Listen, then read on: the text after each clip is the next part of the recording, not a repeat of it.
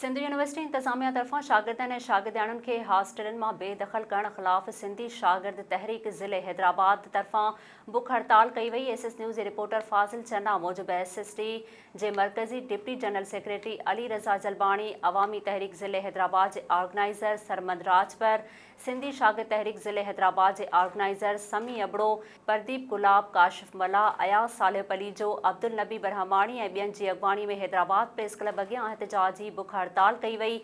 उन मौक़े ते अॻवाननि ख़िताब कंदे चयो आहे त सरगर्मियुनि जे मोकलुनि बाद तालीमी इदारा 12 अगस्त खां खुलणा हुया, जंहिं सबबि सिंध यूनिवर्सिटीअ में पढ़ंदड़ शागिर्द ॼामशोरे आया, पर हाणे ओचितो बरसातुनि जो बहानो करे सिंध यूनिवर्सिटी तरफ़ां शागिर्दनि खे हॉस्टलुनि मां बेदख़ल कयो वियो आहे।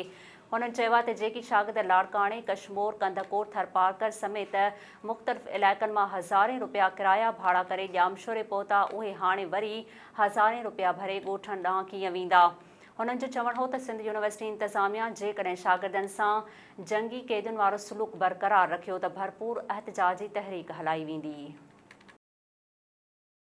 नाज़रीन, वधीक ख़बरुनि ऐं अपडेट्स जे लाइ ॾिसंदा रहो SS न्यूज़ वेब TV। असांजे चैनल खे लाइक ऐं सब्सक्राइब करणु न विसारींदा।